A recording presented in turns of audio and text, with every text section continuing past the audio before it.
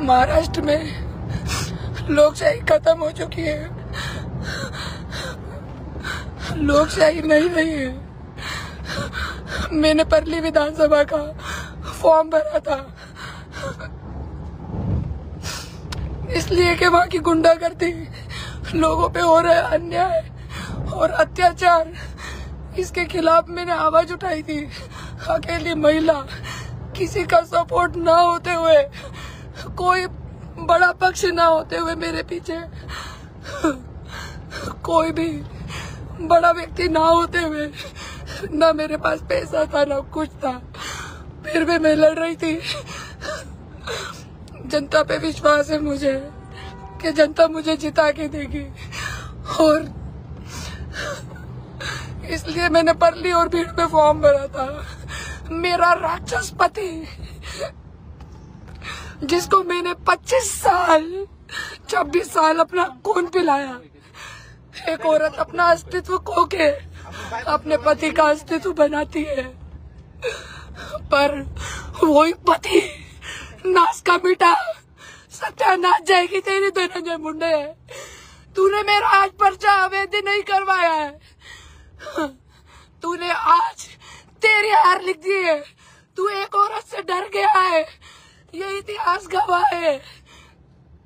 दुर्योधन, दुशासन, कंस, रावण, सबका अंत एक औरत के हाथ हुआ है और तेरा भी राजकीय अंत, तुम लोगों का राजकीय अंत मैं करके रहूंगी।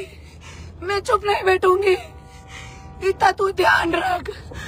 मैं शांत नहीं बैठूंगी, मैं कोर्ट में जाऊंगी। तू अनुमोदक को खरीद सकता है। अरे मेरे गरीब लोगों के लिए मैं लड़ रही थी।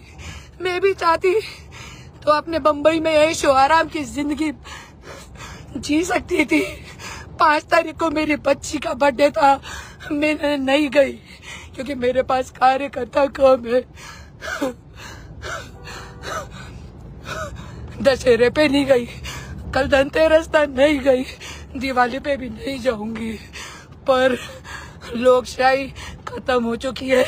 धनंजय मुंडे जैसे गुंडे और राष्ट्रवादी जैसी पार्टियां जब तक महाराष्ट्र में है, मैं बोलती हूँ नहीं, किसी महिला को न्याय नहीं मिल सकता। आज अकेली के दम पे कैसे कैसे करके मैं लड़ रही हूँ, क्योंकि मेरे जैसी कई महिलाएं हैं जो बेसहारा है, बेगुनाह है, फिर भी उनको इन लोगों ने जेल में डाला। हर किसी पे झूठे केसेस करना, दारू के धंधे, व्यापारियों को इतना परेशान करना कि उनको भीड़ जिला तक छोड़ना पड़ जाता है। परली तो दूर की बात है। ये सब चीजें जब मैंने देखी तब मैंने पक्ष निकाला। मुझे मालूम था ये सारे पक्ष एक जैसे, कोई किसी का साथ नहीं देगा। पर आज मेरा पर्चा अवैध कर दिया और जो धनंजय मुंडे ने इतना सब कुछ अपने पर्चे में झूठ झूठ बोला है, मेरा नाम नहीं लिखा, मेरे बच्चों का नाम लिखा है।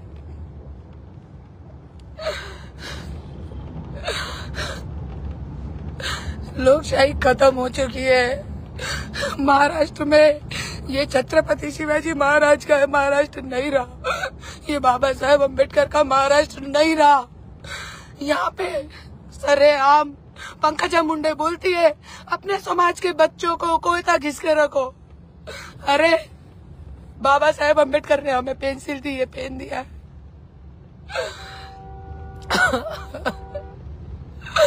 धनंजय मुंडे, मैं तुझे कभी माफ नहीं करूंगी। 27 साल मैंने तुझे अपना खून पिलाया। मेरे बच्चों के मुंह पे पानी मार मार के 3 बजे उठा के मैंने उनसे लिखवाया, पापा मंत्री बन गए, पापा मंत्री बन गए। नौकरों से खाना एक टाइम बनवाती थी, वही अपने बच्चों को 3 टाइम खिलाती थी। 18 घंटे तपस्या की तेरे लिए। अरे तेरे में जरा भी मानुसगी है कि नहीं? तेरे गुंडे से तूने मुझे पिटवाया, 3 बार जेल में डाला मुझे, मेरी गाड़ी फोड़ी।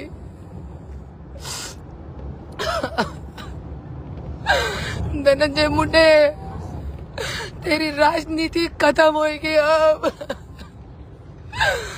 तू मेरे से आज ही हार गया है। तू तो उसी दिन हार गया था मुझसे। मुझे लगा था कि परली में मेरे को फॉर्म भरने के लिए 10 अनुमोदक तक नहीं मिलेंगे, पर मुझे 30 अनुमोदक ने अपने खर्चे से गाड़ी का किराया भी नहीं मांगा और 30 अनुमोदक मुझे लाके एक दिन में दिए। लोकशाही खत्म हो चुकी है।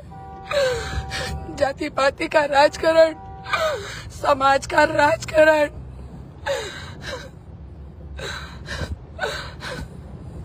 ये गुंडेशाही, मैंने पैर उठाया है, इसके बाद कोई पैर नहीं उठाएगा ये गुंडों के खिलाफ, क्योंकि मैं तो उसी दिन मर चुकी थी जिस दिन मेरे पति ने मुझे छोड़ा था। एक पति की छोड़ी हुई औरत की कोई वैल्यू नहीं होती इस दुनिया में, और मेरा पति मेरे लिए पति नहीं, मेरी सांसें था, मेरी आत्मा था। पर जब 3 बार मुझे जेल में डाला, मैं पहली बार जेल से निकली वाल्मीकि कराड़ के सामने मैंने अपने पति को आई लव यू बोला। दूसरी बार भी निकली तब भी मैंने आई लव यू बोला, पर तीसरी बार जब मैंने एरवाड़ा जेल में 45 दिन रही और जब मैंने देखा कि नहीं, एक ही घर के 9 लोगों को इन लोगों ने जेल में डाला हुआ है, उसमें 75 वर्ष की एक बूढ़ी महिला भी थी। एरवाड़ा में जाके आप लोग पता कर सकते हैं, उनको निकालने वाला कोई नहीं था जेल से बाहर। ये सब चीजें, वो जो नेता है राष्ट्रवादी का, उसके ड्रग्स के बड़े बड़े धंधे हैं, उसका दामाद ड्रग्स का धंधा करता है। क्या नाम है उसका, असलम क्या है तो नाम है उनका, मेरे को नहीं मालूम। वो मंत्री था, वो अभी भी जेल में गया था। उस ड्रग्स का कितनी 3000 कोटी की ड्रग्स पकड़ाई थी। एरवाड़ा जेल में मैंने यही देखा कि एरवाड़ा जेल में छोटी छोटी लड़कियां जो ड्रग्स को बेचती है, करती है, उनको जेल में डाला हुआ है 5-5 साल। वो छोटी लड़कियां बेचती है, उनसे ये धंधे करवाए जाते हैं, उनको पकड़ के जेल में डाला जाता है। पर वो नेता मंत्री जो व्हाइट कॉलर बन के बैठा है मंत्रालय में, उसके लिए कोई कुछ नहीं बोलता। और यदि मेरे जैसी औरत आवाज उठाती है, अपने 2 बच्चों को छोड़ के, पिछले 3 साल से मैं भीड़ में बैठ के लड़ रही हूँ लोगों के लिए, मुझे कुछ नहीं चाहिए। मैंने शपथ पत्र करके दिया था कि मैं ना अपनी पगार में से भी 1 रुपया नहीं लूंगी, नहीं चाहिए मुझे पगार में से भी 1 रुपया। आपकी निधि आपको पूरी दे दूंगी।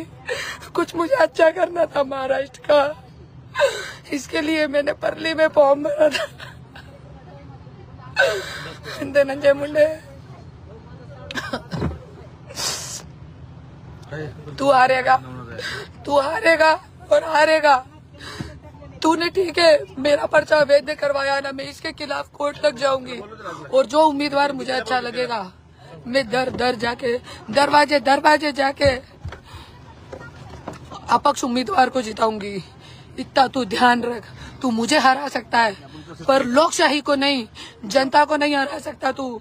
और यदि इस बार जिस उम्मीदवार को मैं पार्टी मत दूंगी, यदि वो हारा, तो जनता, मैं आपको बोलती हूँ, पब्लिक को बोलती हूँ कि ये समझ लेना, ये मेरी हार नहीं होगी, ये जनता की, ये वो उम्मीदवार की हार नहीं होगी, ये हार होगी लोकशाही की, ये हार होगी छत्रपति शिवाजी महाराज के महाराष्ट्र की, ये हार होगी बाबा साहेब अम्बेडकर के संविधान की।